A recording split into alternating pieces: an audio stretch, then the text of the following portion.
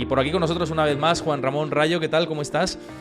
¿Qué tal? Buenas tardes, Héctor. ¿Cómo estamos? Gracias otra vez por la invitación. Un placer tenerte por aquí, además en días tan importantes, ¿no? Lo comentábamos antes fuera de micros, el mercado pues ha estado agitado también incluso en verano, no hemos parado, pero vuelve septiembre. Y en septiembre, cuando vuelve y tienes bancos centrales, tienes datos de inflación y tienes estas cifras tan relevantes que están mirando pues todos los economistas y agentes económicos, pues muy importantes, ¿no? Hoy dato de inflación en Estados Unidos. Ha habido un repunte después de los datos anteriores en los que la desinflación se iba acentuando. Ahora ha habido esta pausa para este pequeño repunte. ¿Qué lectura haces de este dato y si crees que puede también asustar, entre muchas comillas, a la Fed o lo tienen previsto? Bueno, la Fed lleva meses diciendo que la lucha contra la inflación no ha terminado. En cierto momento parecía que la Fed estaba exagerando, que estaba como intentando mostrar dureza innecesaria frente al mercado, porque efectivamente parecía que la trayectoria de la inflación era descendente, descendente, descendente y que por tanto íbamos ya a converger a unas tasas de inflación interanual de en torno al 2%, que es el objetivo a medio plazo de tanto del Banco Central Europeo como de la Reserva Federal. Pero tanto el Banco Central Europeo como la Reserva Federal insistían en que no, en que esto no, la inflación no había dicho la última palabra. Y ya digo, pues claro, hemos tenido datos de inflación bastante buenos en Estados Unidos, muy buenos en España. Recordemos que en España en junio llegamos a estar por debajo del 2%. No, casi parecía que hacía falta algún estímulo adicional para alcanzar ese 2% de objetivo de inflación. Y ahora lo que estamos viendo es que no, que una parte de esta moderación, no toda, pero una parte de esa moderación no es una moderación sostenida, no es una moderación estable, que hay tensiones inflacionistas, no de la magnitud de las de 2022, principios de 2022, pero sí tensiones inflacionistas que alejan la inflación del objetivo a medio plazo de los bancos centrales, que no se están corrigiendo ni siquiera con unos tipos de interés pues relativamente altos con respecto a los que hemos tenido durante los últimos aproximadamente pues 15 años, ¿no? Los más altos desde 2007-2008.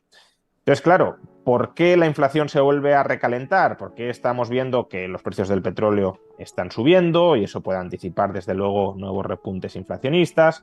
¿Por qué hoy la tasa de inflación no solo ha repuntado, sino que ha repuntado más de lo que esperaban la mayoría de analistas?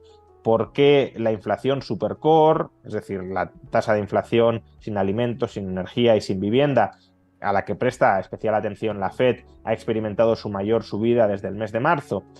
Pues, a ver, en el año 2022, tanto la política monetaria como la política fiscal fueron, lo que voy a decir es un poco quizá exagerado, pero fueron relativamente contractivas. La política monetaria claramente, porque los tipos de interés subieron a la mayor velocidad de las últimas décadas, sobre todo en Estados Unidos. En Europa fuimos un poco más lentos, pero en Estados Unidos desde marzo pisaron el acelerador y subieron muy rápidamente los tipos de interés.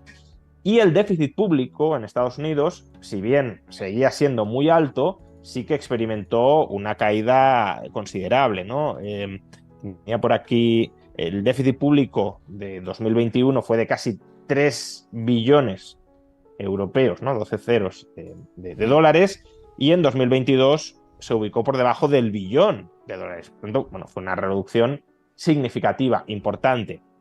Es verdad que un billón de dólares sigue siendo bastante déficit público para una economía como la de Estados Unidos, que aparentemente estaba experimentando mucho crecimiento. Claro, el déficit o recurres a él en momentos extraordinarios, guerras, pandemias, etcétera, o en momentos de crisis económica, pero en momentos de crecimiento sin eventos extraordinarios, 2022 no tiene mucho sentido abusar del déficit, porque estás añadiendo más leña al fuego. De modo que la reducción estuvo bien, ayudó a controlar la inflación, seguía siendo un déficit público excesivo, pero bueno, la dirección de ir reduciendo el déficit era buena. ¿Qué sucede? Que en 2023 el déficit público en Estados Unidos se ha vuelto a reacelerar. Estamos, parece ser, orientados a un déficit público de alrededor de 2 billones de dólares a finales de este año, lo que aproximadamente sería el 7,5-7,6% del PIB de déficit, que, claro, un déficit de esta magnitud en tiempos de paz y de expansión económica es que es un despropósito absoluto. Y eso ceba la inflación. Entonces, de alguna manera, la política monetaria está en un tono restrictivo, pero la política fiscal está en un tono expansivo. Y ya te digo que si de esa batalla no termina la política fiscal siendo doblegada, si la política fiscal no cede, vamos a un entorno más inflacionista. Es decir, esa batalla, al final, si no se baja del burro, la gana la política fiscal. Y la gana la política fiscal generando inflación. ¿Por qué?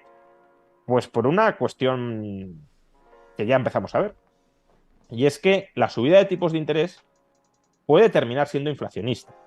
Esto es algo que en economía se llama la tesis neofischeriana. El canal que voy a exponer no es exactamente el mismo que sostienen todos los neofischerianos, pero bueno, es una forma de explicar por qué, es verdad, las subidas de tipos pueden llevar a subidas de inflación. Y es que las subidas de tipos de interés encarecen el coste de la deuda pública y, por tanto, incrementan el déficit público. De hecho, uno de los motivos por los cuales está aumentando el déficit público en Estados Unidos, no el único, es caída de ingresos, aumento de gastos de transferencias, pero un aumento de más del 30% en los gastos de intereses.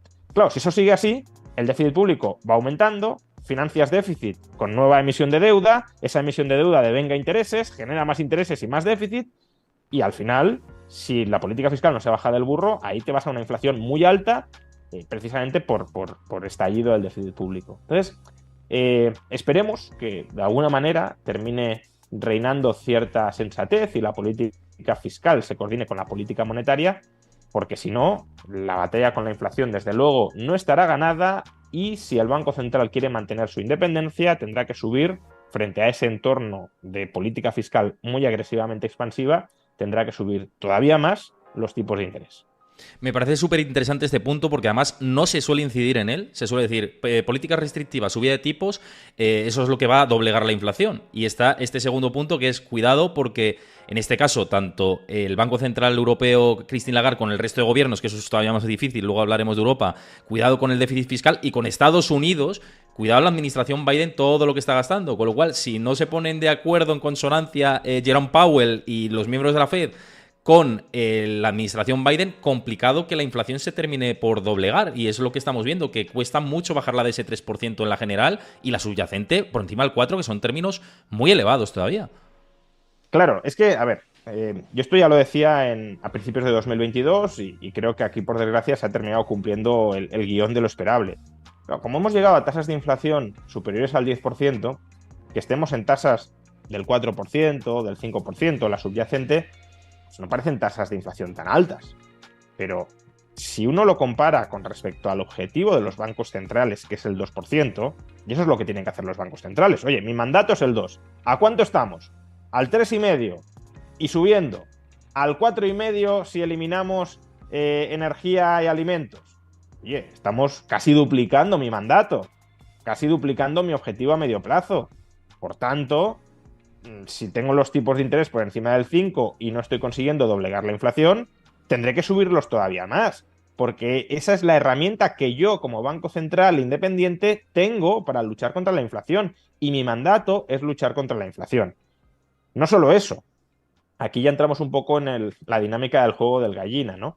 Como te decía, si la política fiscal se empecina en que no quiere reducir el déficit y que va a seguir emitiendo deuda, incluso en un contexto de altos tipos de interés, he dicho que los altos tipos de interés terminan siendo inflacionistas. Pero claro, el Banco Central, si hasta cierto punto podríamos decir, bueno, pues entonces la reacción lógica del Banco Central debería ser bajar los tipos de interés para abaratar la factura fiscal del gobierno. Pero claro, si el Banco Central, después de que el gobierno se empecine, el Tesoro se empecine en no bajar el déficit, lo que hace es acomodarse financieramente a lo que al Tesoro le viene mejor, la credibilidad del Banco Central queda totalmente destrozada. El Banco Central se coloca a sí mismo en una posición de subordinación, indicando al mercado de, bueno, yo soy una herramienta de financiación del gobierno, directa o indirecta, pero yo, dominancia fiscal absoluta. Yo voy a colocar los tipos de interés de tal manera que el gobierno pueda seguir gastando muchísimo más de lo que ingresa, minimizando la factura de su factura financiera, su factura de tipos de interés. Pues claro, el Banco Central, aunque inicialmente los tipos altos son desinflacionarios, como he dicho, si el déficit fiscal no baja, terminan siendo inflacionarios. Pero aunque terminen siendo inflacionarios, el Banco Central previsiblemente colocará los tipos de interés altos para ver si le doblega el pulso al Tesoro y le dice, cuidado, que yo voy a seguir subiendo los tipos. Si tú no reduces el déficit, la factura de intereses se te va a incrementar todavía más. Y claro, ahí el Tesoro le puede decir, bueno, pues no subas los tipos. Yo seguiré emitiendo mucha más deuda y a ver si tú te atreves a, primero, que se dispare la inflación por mayor deuda pública y mayor déficit público, y luego, si tú me obligas a caer en default en algún momento, tu mandato de vigilar la estabilidad financiera con todos los bancos estadounidenses llenos de deuda pública, a ver cómo la cumples. Con lo cual, claro, es una batalla que, por eso se llama el juego del gallina, a ver quién es el primero que se aparta de la carretera cuando dos choques van a colisionar, de resolución muy incierta. Yo, desde luego, pensaba que en Washington habría más racionalidad y más cabeza fría para coordinarse con la Reserva Federal, aun cuando no haya un comité como tal de coordinación de política monetaria y de política fiscal para que los dos se entiendan. Pensaba que se entendería que en este contexto no se puede echar mano de un déficit público creciente, pero no, al menos en 2023 no ha sido así.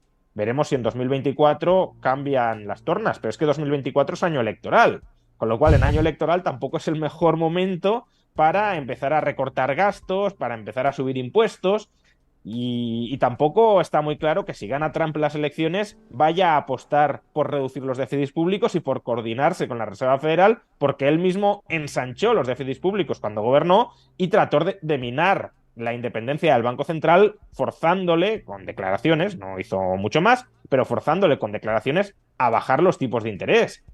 Entonces, el panorama que se abre, si no se consigue domeñar la inflación y no hay una coordinación responsable entre las autoridades fiscales y monetarias en Estados Unidos, es cuando menos bastante incierto. Pero es que además está la situación del mercado del crédito, que cada vez está más tenso con la situación. Además lo hemos visto con la banca regional en Estados Unidos hace muy poco, ¿no? Y que cada vez que se llega a esos niveles de tipos reales efectivos en el 5%, y estos niveles súper restrictivos, no súper tampoco, pero restrictivos, pues se ve que el mercado ya está muy tenso, sobre todo la parte del crédito. Claro, si Claro, iba a decir, si la administración no da su brazo a torcer, como dices, pero se siguen subiendo tipos, o al menos manteniéndolos en los niveles actuales, que ya son los más altos desde la década del 2000 al 2007, 2008, cuidado, ¿no?, con lo que podemos tener a posteriori. Ese es el problema. claro, esa es la parte, o sea, antes te he dicho, la subida de tipos inicialmente es desinflacionaria. ¿Por qué la subida de tipos inicialmente es desinflacionaria? Porque contraes el gasto privado. Entonces, claro, si el sector privado gasta menos a crédito, pues eso tiende a moderar los precios. Lo que pasa que ese efecto de contracción, de moderación del gasto privado, también se va diluyendo con el tiempo, porque no todo el gasto es a través de crédito, y si ya has reducido mucho el gasto a crédito, pues ya no tienes más gasto a crédito que reducir, y sobre todo también porque el gasto público, y hemos dicho que el déficit público va creciendo porque el gasto público va creciendo, aunque sea gasto para remunerar intereses, el gasto público se transforma en ingresos del sector privado. El sector público gasta en el sector privado. Incluso los intereses remuneran a los titulares de deuda pública. Por tanto, los que tengan deuda pública reciben pagos crecientes de intereses. Entonces, esos ingresos que recibe el sector privado habilitan al sector privado a que gaste más, no a crédito, sino de manera corriente, con sus mayores ingresos nominales. Y por eso, en momentos ulteriores, el déficit, la política fiscal restrictiva, los altos tipos de interés, puede ser inflacionista.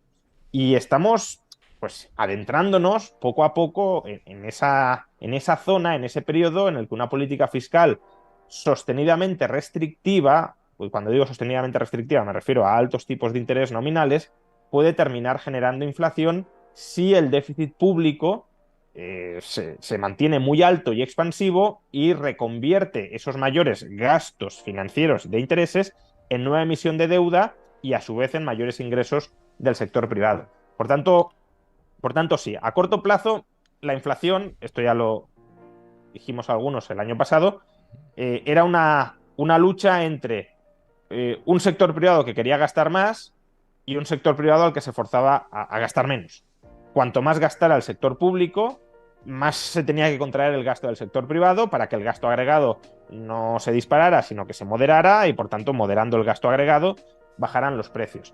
Pero es que ya una vez has puesto en vereda el gasto privado con altos tipos de interés, si el gasto público no cede y sigue expandiéndose, pues, ese gasto público se te reconvertirá en gasto privado y el gasto agregado en cualquier caso aumentará y por tanto estaremos en un entorno de inflación elevada.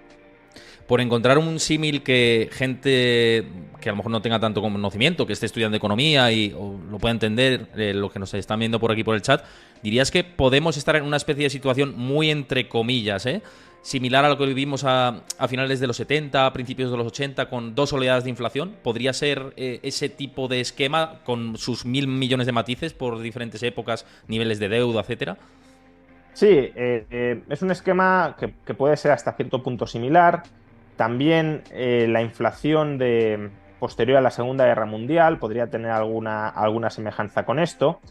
Al final el Tesoro y la Reserva Federal en Estados Unidos tuvieron que crear un comité conjunto para coordinarse, pero a la vez declarar sus decisiones independientes, y eso fue lo que terminó eso, y posteriormente, muy posteriormente, la política monetaria de Volcker, que impuso la dominancia monetaria. Es decir, antes hacía referencia al juego del gallín, ¿no? ¿Quién gana? ¿El Banco Central imponiendo su autoridad o el Tesoro imponiendo la suya? Y con Volcker, claramente, la partida la ganó el Banco Central.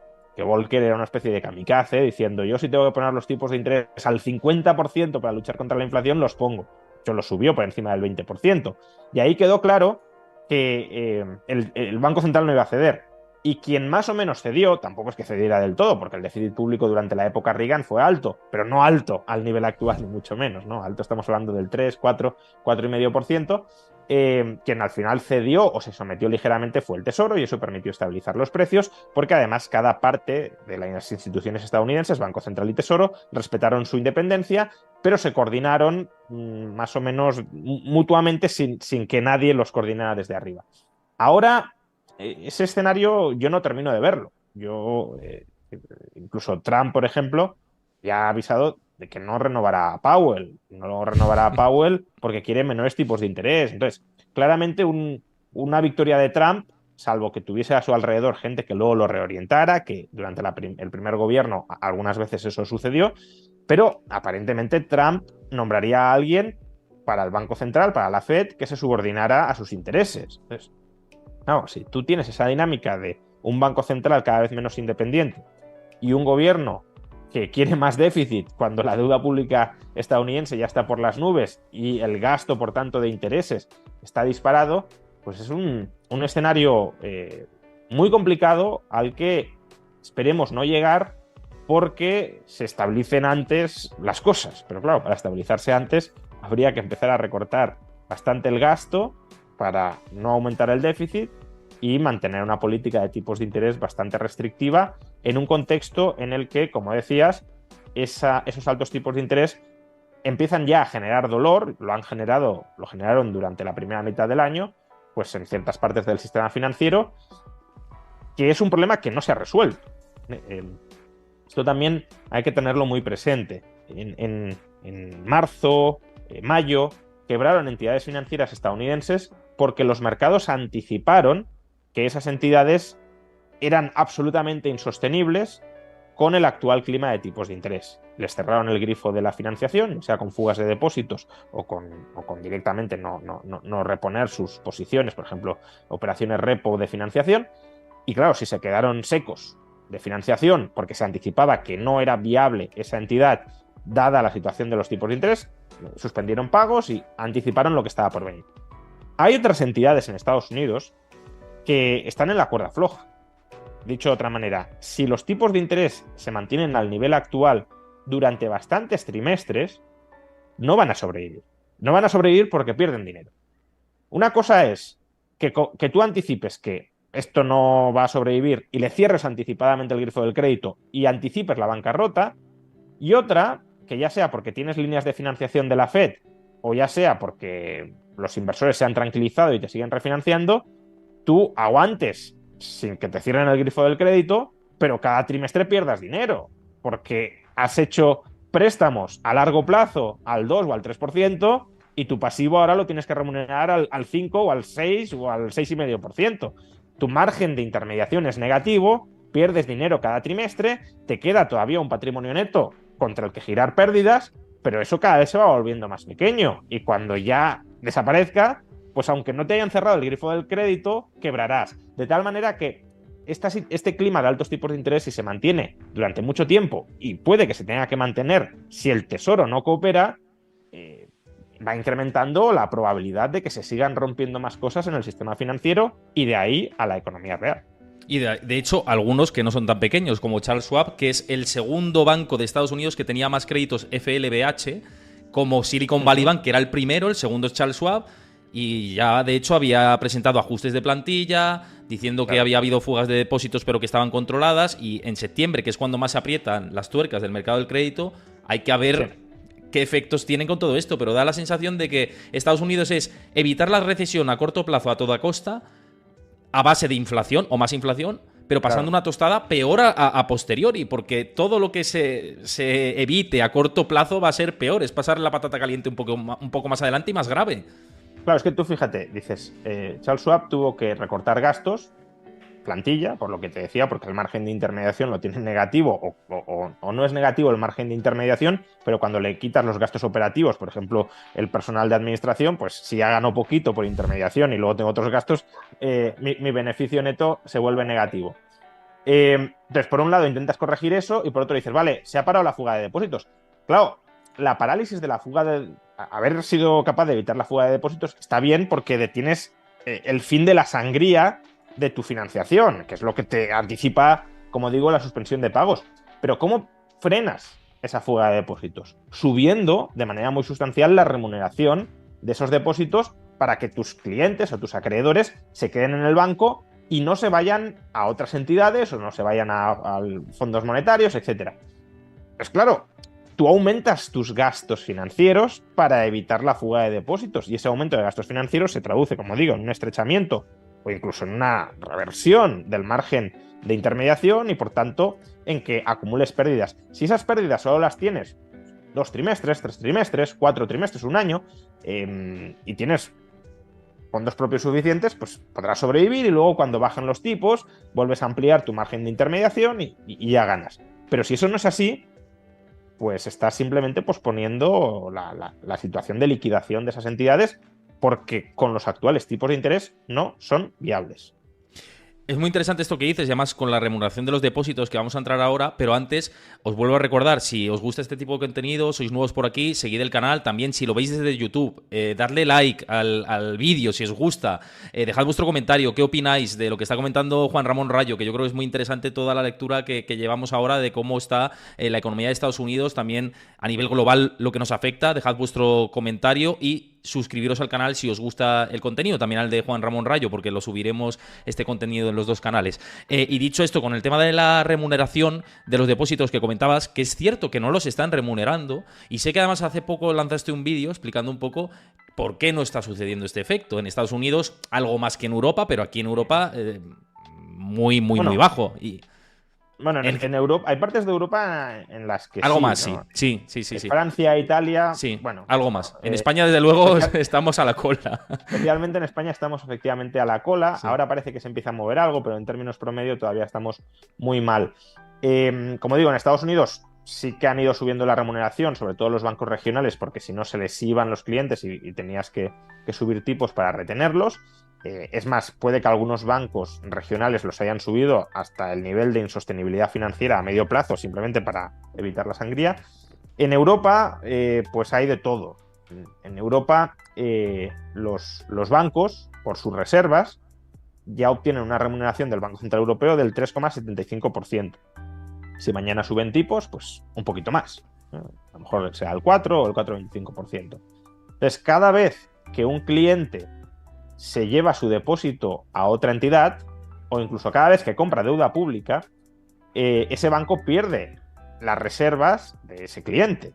Pierde el 100% del depósito en reservas. Los depósitos no están cubiertos todos ellos al 100% de reservas, pero cuando se va un depósito, el 100% del depósito lo pierde en reservas. Porque, es decir, si imaginemos un banco que tiene 10 de reservas y 100 de depósitos. Bueno, pues si se va un cliente con un depósito de 5 o de 6, por hacer otros números, un depósito de 6, el banco le tiene que transferir al nuevo banco de ese cliente 6 de reservas. Se quedaría con 4, ¿vale? Entonces, cuando los bancos pierden clientela, pierden reservas y pierden, por tanto, la remuneración de esas reservas. Remuneración que, repito, les abona al Banco Central Europeo por la llamada facilidad marginal de depósito. Lo esperable sería que los bancos quisieran retener, por tanto, a su clientela para no perder las reservas que les son remuneradas al 3,75% en el Banco Central Europeo. Pero como de momento en Europa, y especialmente en países como España, está habiendo tan poco movimiento, no digo que no haya ningún movimiento, claro que hay gente comprando deuda pública, o gente comprando fondos del mercado monetario, o gente buscando depósitos remunerados en otras entidades europeas a mayor tipo de interés, pero como eso sigue siendo una minoría, al banco le compensa más mantener tipos de interés bajos sobre toda su base de depositantes antes que subir los tipos de interés a todo el mundo para retener a los poquitos que se están fugando. Pero si eso cambia con el tiempo, y no sería del todo descartable que lo hiciera, conforme, pues eso, si se mantienen los tipos altos, o la inflación alta y por tanto el poder adquisitivo de los depósitos va cayendo, va corriendo la voz de que hay otros instrumentos de inversión, fondos monetarios, deuda pública, otros bancos europeos, también con depósitos garantizados por sus respectivos estados, que abonan tipos de interés más altos. Pues claro, la fuga de depósitos se irá acrecentando y ahí la banca española, por muy, digamos, cómoda que esté entre los distintos operadores del mercado español de, oye, yo no subo tipos y tú tampoco los subes, terminará cediendo y terminará subiendo tipos. Pero de momento pues no lo vemos, y por eso es positivo, creo yo, explorar otras opciones de remuneración de los saldos de tesorería que no sean meramente dejar el depósito en el banco a que te lo infrarremunere, porque como no consideras otras opciones, hasta cierto punto eres rehén del banco y el banco te dice, pues si no me amenazas con irte, ¿para qué te voy a remunerar más el depósito si te conformas con tan poco? Claro, pero es que los bancos al 0,4%, al 0,6%, como mucho en promedio de lo que están remunerando las cuentas y los depósitos, y tienes... O sea, las cuentas corrientes sí. Es verdad que sí. El depósito a un año lo están remunerando en España a una media del 2,2, 2,3, que no está mal. ¿De dónde veníamos? ¿De dónde veníamos? Pero claro, es que en Europa, Francia e Italia lo está remunerando al 3,4, 3,5, y recordemos que potencialmente lo podrían remunerar hasta el 3,75, que es lo que les paga a ellos, un poquito menos quizá, pero es lo que les paga a ellos el Banco Central Europeo por nuestros depósitos o por las reservas, el equivalente en reservas de nuestros depósitos. Entonces, claro, al 2,2 se están llevando un margen de 1,5 puntos por cada unidad de reserva que tienen, simplemente porque no les presionamos para que compartan parte de esa remuneración con los depositantes, lo cual, por cierto, ya sé que me enrollo mucho, pero creo que también... Pero es interesante, es interesante. No solo podríamos decir, bueno, pues qué avariciosos somos, ¿no? Queremos que el banco comparta con nosotros parte de la rentabilidad que le paga al Banco Central Europeo. Bueno, no está mal que no se lo lleve todo el banco y también nosotros que financiamos al banco nos llevemos una parte, pero al margen del componente de finanzas personales que esto puede tener, la política monetaria es menos efectiva si los tipos de interés no se trasladan a los depositantes. Porque ¿qué quiere hacer la política monetaria? Enfriar el gasto. ¿Cómo enfrías el gasto? Pues incentivando a la gente a que ahorre e inmovilice los depósitos en lugar de gastar. ¿Y eso cómo lo puedes llevar a cabo? Pues si los depósitos pagan un tipo de interés alto, claro, si te están pagando el 1, pues lo mantienes en cuenta corriente y cuando te apetece lo gastas. Si te están pagando el 3 o el 4 o el 4,5 o el 5, obviamente en Europa no lo pueden pagar porque los tipos de interés no están tan altos, pero en Estados Unidos, por ejemplo, sí, pues ya te planteas, oye, contrato un plazo fijo y por tanto me comprometo a dejar de gastar durante un año, durante 2, durante 3, o si tengo que gastar en ese periodo con penalización, desincentivando por tanto que gaste. Claro, si tú asumes ese compromiso a cambio de la remuneración, estás enfriando la demanda agregada, el gasto agregado, y contribuyes a moderar la inflación.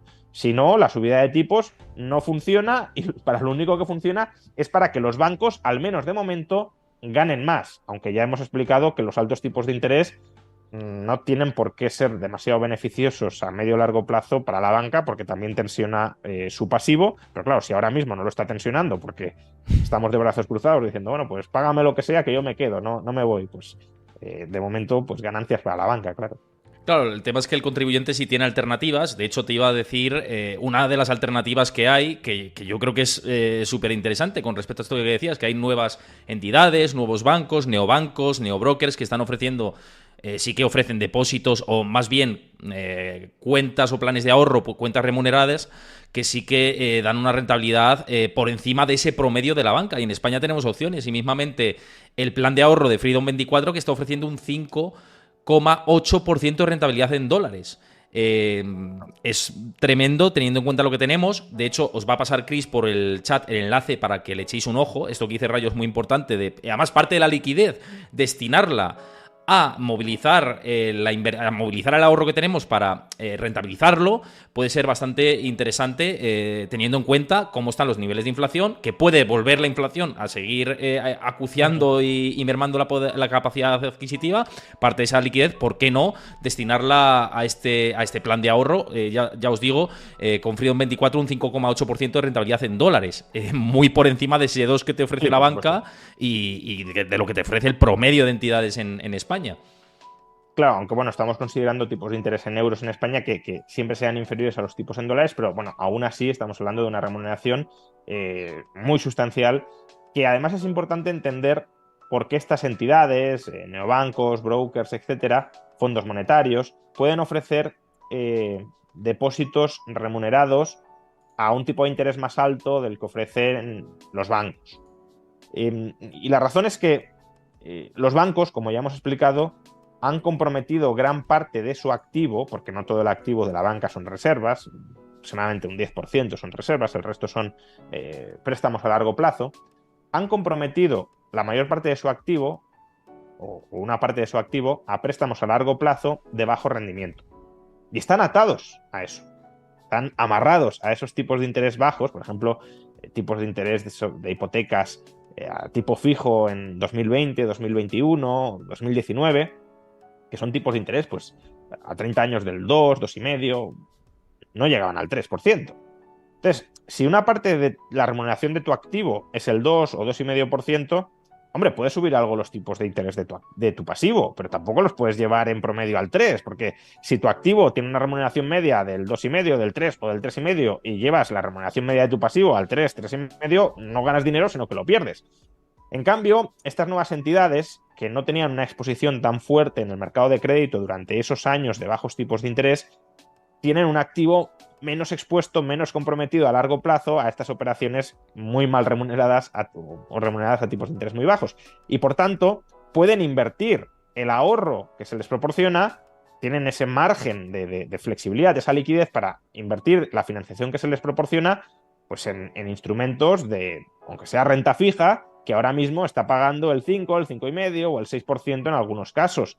No es como, ya digo, como la banca que está atada a largo plazo a bajos tipos, sino que se puede aprovechar del actual contexto de altos tipos de interés en instrumentos de deuda pública o privada a corto plazo, pero a altos tipos de interés. Y esos altos tipos de interés que rigen ahora mismo en el mercado los comparten con los ahorradores, cosa que no sucede, o no, el reparto desde luego no es en los mismos términos, con la banca tradicional. Pues ya os digo, echarle un ojo a esta posibilidad que os he dicho antes. Si lo veis desde YouTube, también lo tenéis en la descripción del vídeo, lo vais a tener, y también en el comentario fijado, así que echadle un ojo, que merece la pena, sobre todo porque estamos perdiendo dinero si lo tenemos parado y que lo que ofrece el banco pues está muy lejos de lo que se ofrece pues en este otro tipo de posibilidades, ¿no? Un poco por seguir, que también nos han entrado algunas preguntas relacionadas con lo que estábamos hablando anteriormente, sí, y no me lo quiero saltar. Dice JM Mota, dice, ¿qué piensa Rayo de las perspectivas económicas si se produce una amnistía? Dice, ¿puede llevar a una reacción por parte de la Unión Europea que afecte negativamente a los mercados y a la economía española? Interesante, porque no lo había planteado, pero no sé cómo lo ves esto. No, yo creo que eso no tiene ninguna relevancia económicamente. Políticamente la puede tener, pero económicamente no. Es verdad que la amnistía rompe de alguna manera el relato sostenido que ha tenido el gobierno español en Bruselas. Ahí yo ni entro ni salgo en la veracidad de ese relato o no. Yo soy bastante pro derecho de secesión, especialmente individual, y por tanto no estoy entrando en si lo que hicieron unos está bien o está mal. Pero desde luego el relato continuado y oficial del gobierno español, y además he de decir un relato coherente con la Constitución española, otro tema es si habría que reformar la Constitución, es que aquí se había dado un golpe a las instituciones estatales y que por tanto había un conjunto de personas que habían cometido un delito y que por eso se los condenó y se los encarceló, y que hay un señor que se ha fugado y que no ha sido juzgado por ese delito contra las instituciones españolas. Claro, que tú ahora digas, no, pues voy a amnistiar a todas estas personas, lo que estás diciendo es todo lo que os dije hasta ahora no es correcto, porque yo mismo voy a decir que una amnistía es eso, voy a decir que nunca ha habido delito o que el delito ni siquiera se ha cometido. Y eso sí que puede suponer pues, una pérdida de credibilidad de España políticamente frente a las instituciones europeas. Pero eso, la trascendencia económica que tiene, es ninguna. Por tanto, salvo que entráramos en una serie de revueltas sociales que paralizaran el país y la economía, que no va a suceder, en ningún caso va a suceder, pues no le veo ninguna trascendencia. Políticamente la puede tener en los corrillos internos y en las conversaciones que tengan, pues eso, a las altas jerarquías europeas, y cuál pueda llegar a ser, por ejemplo, en el futuro el apoyo de Europa ante un procés como el de 2017. Pues en 2017 se pusieron del lado del Estado español, pero claro, si ahora les amnistían después de todo esto, a lo mejor en 2017, más adelante dicen, pues ahora no os apoyamos, o para que luego rectifiquéis, no lo sé. Pero económicamente, insisto, no tiene mucha trascendencia. Y estoy ahí contigo, ¿eh? O sea, 100% de acuerdo con este análisis. Otra de las cuestiones que nos dejaba antes Warren Cafe, que también es habitual por aquí por el canal, dice, la cuestión es cómo se acaba con la dominancia fiscal en Europa. Si no hay una fiscalidad común en la eurozona, ¿cómo ve esto, Rayo? Sí, es una pregunta muy interesante. A ver, durante la década pasada, el Banco Central Europeo desarrolló, como sabemos, una política monetaria muy expansiva a través de los QE. Y parecía que esa política monetaria expansiva, esa flexibilización cuantitativa tan agresiva a partir de 2015, pues no tenía mucha relevancia, porque la inflación no aumentaba y, por tanto, claro, sí, había algunos que se quejaban, esto es peligroso, pero ¿dónde están los riesgos? Sin embargo, algunos economistas alemanes, en la órbita del Bundesbank, creo que fue en 2019 o 2020 incluso, ya alertaron de un problema que se iba a dar necesariamente, más pronto o más tarde, pero que se iba a dar. Y es, el Banco Central Europeo está tan sumamente expuesto a la deuda pública de los países europeos, ha comprado tanta deuda pública de los países europeos, y los países europeos además se han acostumbrado a vivir con el respaldo implícito o explícito en ocasiones, implícito en otras, del Banco Central Europeo, que es muy complicado que el Banco Central Europeo tenga plena autonomía monetaria para hacer lo que tiene que hacer cuando deba hacerlo. Cuando se dispare la inflación, va a poder subir el Banco Central Europeo todo lo que tiene que subir los tipos de interés, ya no porque los gobiernos amenacen con más o menos déficit, sino porque está tan implicado el destino del Banco Central Europeo, se ha unido tanto al de los gobiernos europeos, que es muy complicado que el Banco Central Europeo tome decisiones sin estar pensando en cómo eso va a repercutir sobre las finanzas de aquellos que son sus deudores, no lo olvidemos, de los gobiernos europeos. Entonces, estos economistas alemanes ya alertaban de que el QE europeo lo que hacía era incrementar, aún involuntariamente, no digo que aquí haya una decisión deliberada de los gobiernos de, oye, me voy a aprovechar y voy a romperle las rodillas al Banco Central Europeo, no.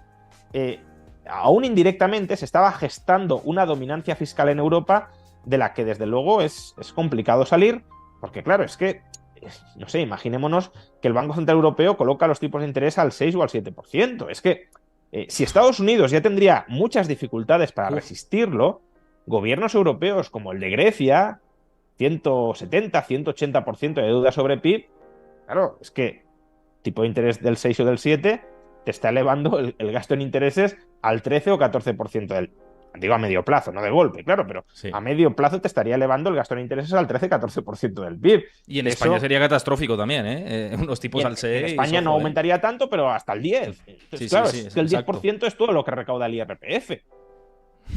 O incluso algo menos. Entonces, sería una situación muy, muy, muy complicada a la que el Banco Central no quiere llegar.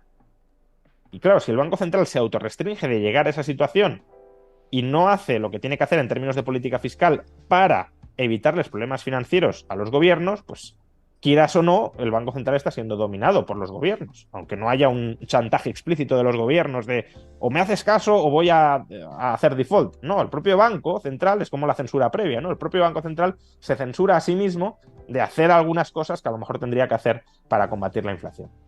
Hay un debate que está muy activo en el mundo de la economía y que he charlado con muchos invitados que han venido por aquí también, que es la posibilidad de, a futuro o a más a corto que a largo plazo, pero ver QEs con tipos altos o tipos más altos, no en el cero, como los hemos tenido en la época post-crisis del 2008.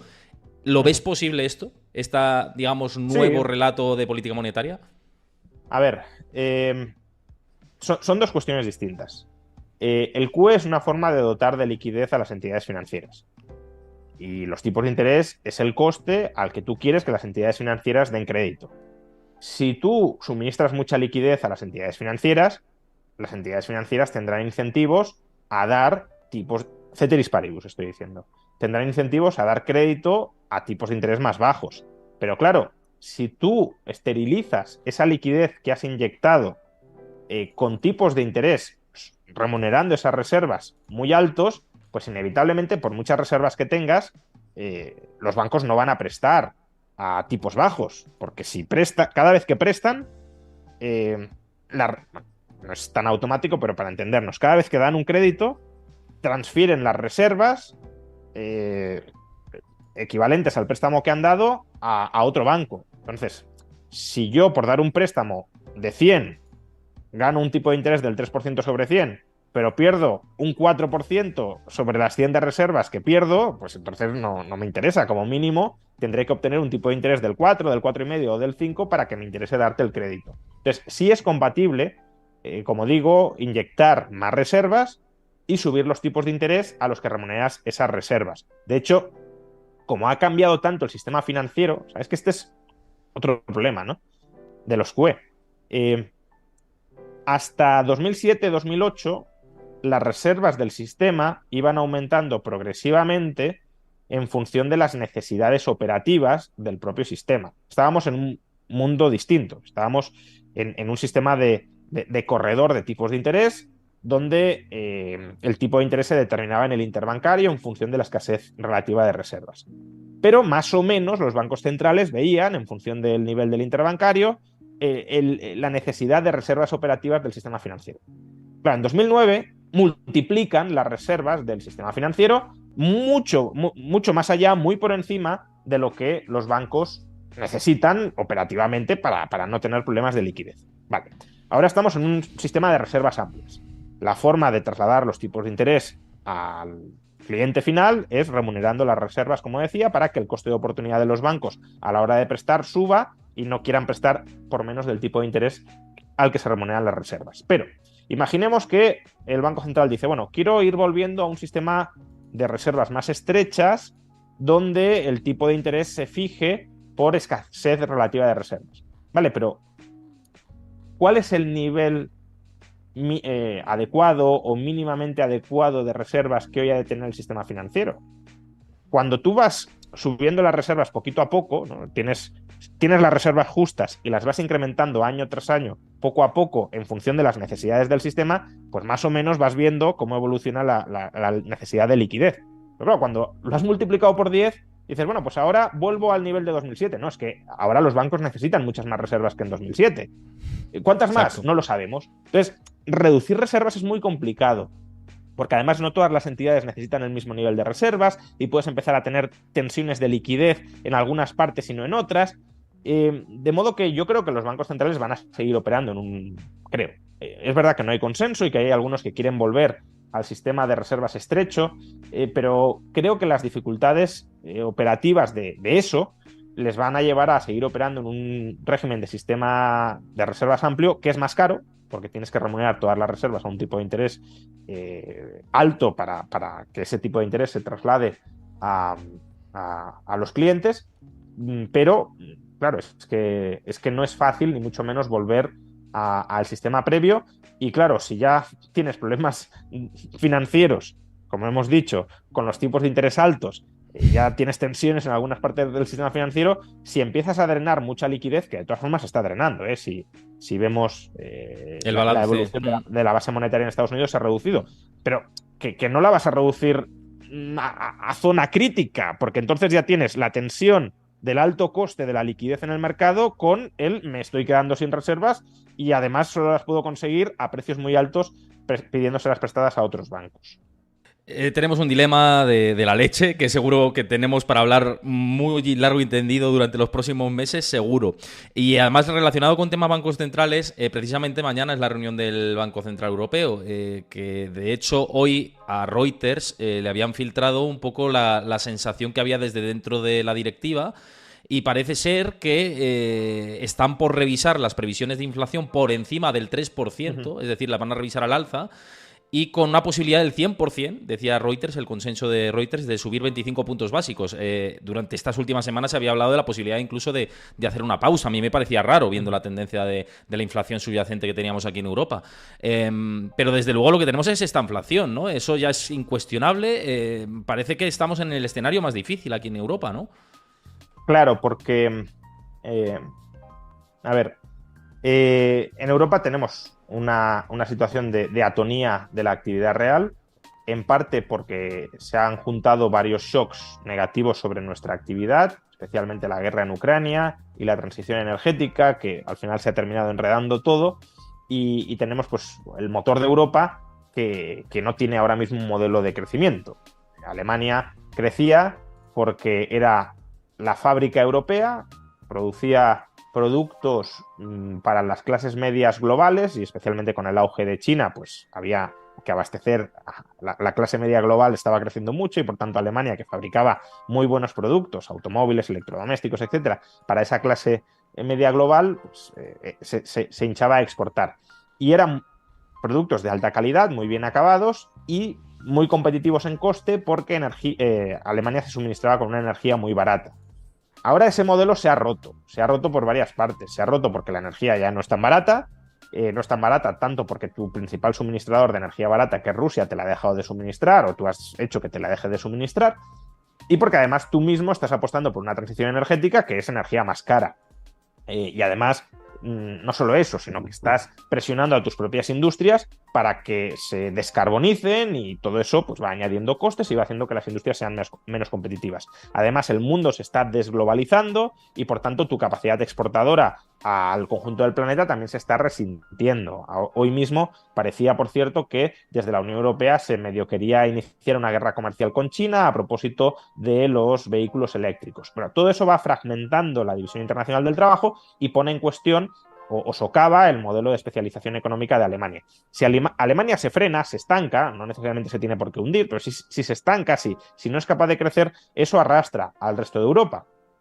Y claro, si encima en ese contexto subes tipos de interés, cuyos efectos todavía no se han dejado sentir plenamente, pero ya se empiezan a dejar sentir, vemos por ejemplo la evolución de las hipotecas, que sí está cayendo a un ritmo importante, pues eso te lleva a un estancamiento o a un ritmo de crecimiento bastante más débil. Pero al mismo tiempo te enfrentas al problema de la inflación, que no es un problema localmente europeo, es un problema en gran medida global. Los precios del petróleo no se deben a la política monetaria o fiscal de Europa. Sí contribuye la política fiscal europea a esos precios del petróleo, hinchando la demanda o el gasto en Europa, pero sobre todo pues depende también de Estados Unidos, que si está recalentando la economía, más allá de la capacidad de producir nuevo petróleo, pues llevará a que los precios suban, y quien dice el petróleo dice otros puntos de la economía donde existan cuellos de botella por recalentamiento de la demanda.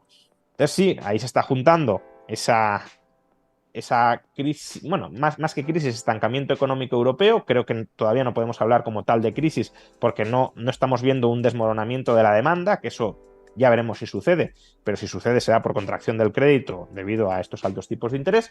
Yo creo que terminará sucediendo, pero bueno, me puedo equivocar. También pensaba que llegaría antes y de momento no está llegando. Pero en cualquier caso, sí, un estancamiento económico por shocks que van más allá de la política monetaria, y luego una inflación que, como decíamos antes, las dinámicas estadounidenses están llevando a que no se termine de corregir y que es clave que se corrija, porque mientras no se corrija, los bancos centrales seguirán subiendo tipos y una economía, la de Estados Unidos, que está dopada por el déficit, la de Europa, que no está tan dopada por el déficit y que además está imponiendo condiciones leoninas a su sector productivo para hacer una transición energética acelerada, pues todavía complican más esa situación del sector privado para levantar cabeza.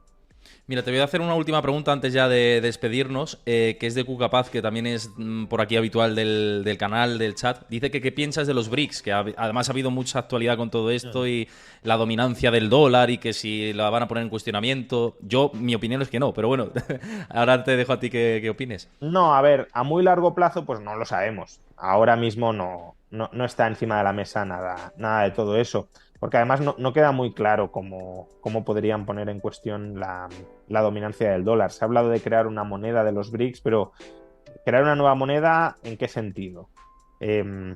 ¿Cogerían la moneda de China y la convertirían en la moneda de los BRICS? ¿Crearían una especie de euro de los BRICS y ese euro de los BRICS reemplazaría sus monedas nacionales? ¿Conviviría el euro, esa moneda común de los BRICS, con las monedas nacionales, pero cada gobierno se comprometería a darle un cierto respaldo a esa moneda? Démonos cuenta que cualquiera que sea la opción escogida, moneda china, porque no podría ser otra, claro, moneda china dominante en el área, euro de los BRICS que reemplace las monedas nacionales o convivencia del euro de los BRICS con las monedas nacionales, cualquiera de estas tres opciones resta, cada una en mayor medida, pero resta autonomía fiscal y monetaria a cada uno de estos países.